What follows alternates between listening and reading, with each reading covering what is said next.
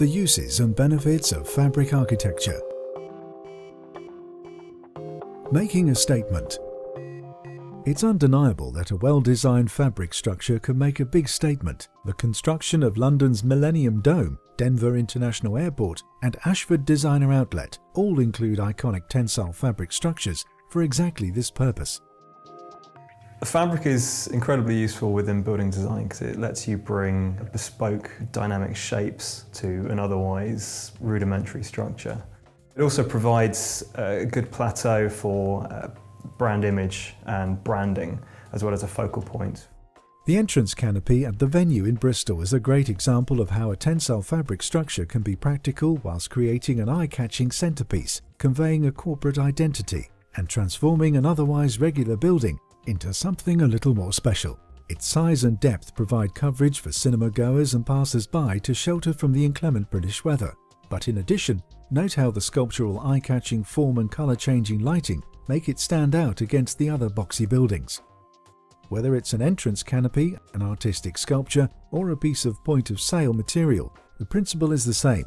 Tensile fabric structures allow creativity and practicality.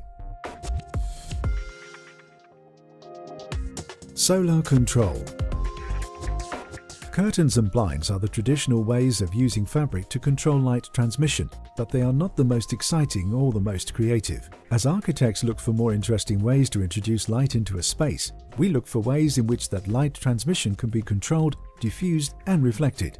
Light reflectors and diffusers can direct sunlight deeper into a building, replacing or supplementing daytime energy. Combining a practical application with an aesthetic element is a key benefit of using tensile fabrics.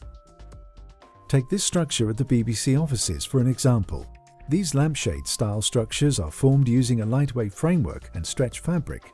They diffuse the direct sunlight and provide soft illumination for the space below. When the sun goes down, the same fabric structures can achieve startling results with uplights or backlighting. And in addition to this functionality, the aligned forms are a visual feature in themselves.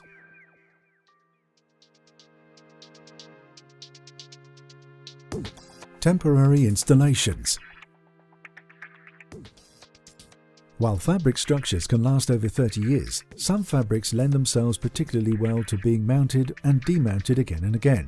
Fabrics which are suitable for this application are used for everything from small exhibition canopies to the large-scale temporary installations erected for the London 2012 Olympics.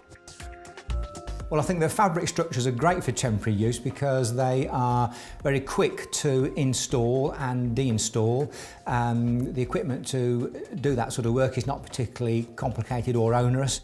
Some fabrics lend themselves particularly well to temporary use. However, if it's constantly going up and down and being stored, then we have to think about the design in a different way. The fabric panels are smaller to ease storage and ease installation, and often the foundations or the way that we deal with the loads has to be changed.